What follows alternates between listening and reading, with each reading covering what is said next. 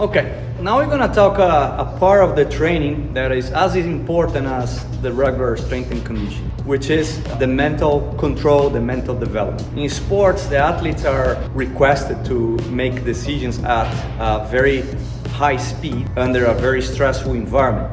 Pretty much like some important business people, soldiers at war. So you gotta make sure that the mind has some clarity and proper functioning to make a good selection, to make the use of the best option possible to solve your own problem. Now, with the help of some of the colleagues on the mental conditioning and psychology field, one strategy that became very popular is the mindfulness and the use of meditation to achieve that. Obviously, when you think about meditation, you see the figure of Buddha sitting with the crossed legs and the hands up and the big Om behind him. But meditation is more than this. Meditation is a strategy that is used under different modalities to achieve a neutral stage of thinking. So with that, we do believe the athlete has the chance of making the selection of their shot or the selection of their strategy, or at least do not let emotion penetrate on his own environment in order to damage his or her performance. Now, obviously, you will find in some app stores different types of apps that can use guided meditation, but I do believe, and we facilitate here for our athletes, the use of whatever it works for them. That could be the use of certain style of songs that let them more relaxed. That could be use of watching something that provide them calm and lower speed, to listen a type of music that brings a more calm state for the athlete. So one strategy that is easier and more reproducible is the control of one's breath. Okay, so the breathing flow, not being anxious, not being in high frequency, because in sports, not only that stress, that a mental stress of having to perform immediately and at high level, but also the physical stress. Let's say, for example, tennis and squash, long games, long points. In soccer, lots of change of direction. Volleyball, lots of jumping, attacking. Surfing, lots of rotation, paddling. So there is a physical component that also changes the way one is breathing.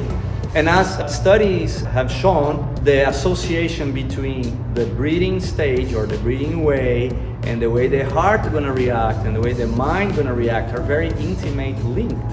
So it's important that if you can, starting by controlling the breathing, controlling the breath, giving that a more normal pattern, you see that, the mind has more clarity now. The mind has the space and time to think on, the problem is being presented to you.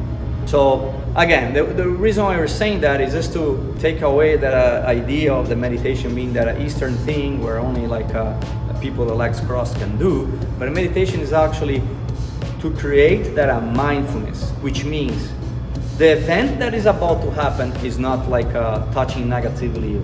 The event that just happened also will not touch you negatively, because now you're more present on the strategy you need to do. So I'm gonna give an example of a sport that we are working more often here in tennis, right? So player goes there, he's gonna serve in a stressful situation. Let's say he's about to close the set against a tough opponent. He's 5-4, 40-30, so that serve is very important for him.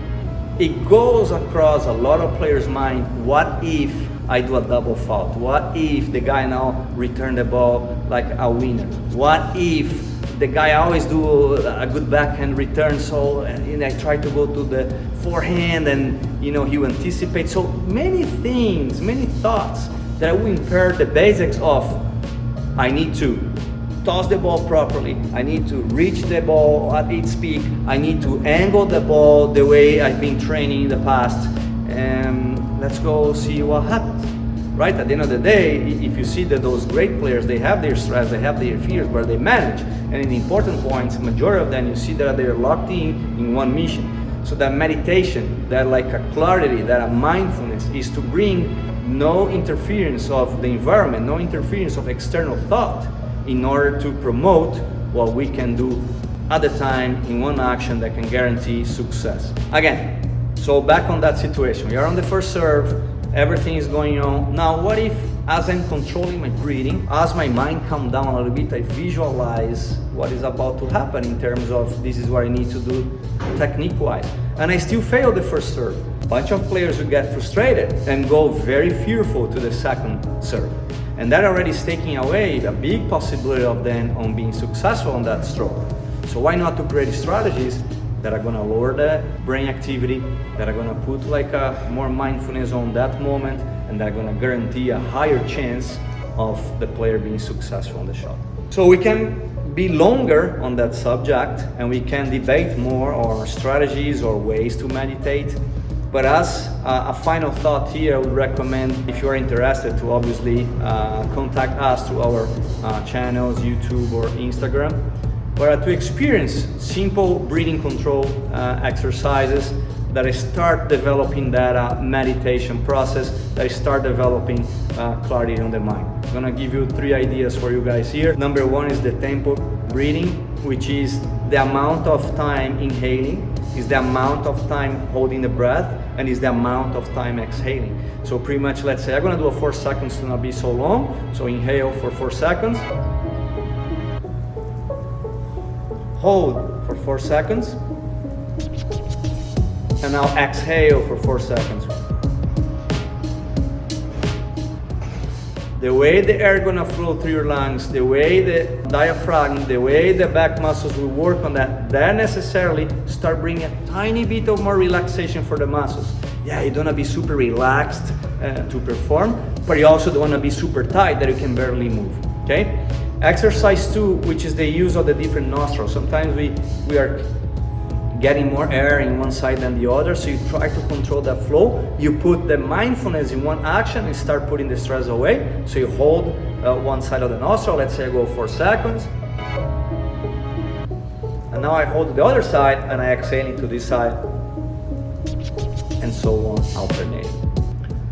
Last but not least, rhythmic breathing, which, let's say you think of a beat, you think of a music, you think of something that you like, and you try to put the inhale and exhale on that tone. So I'll think of the beat. In Brazil is very popular, the funk music, which is ta ta ta ta ta. So I go.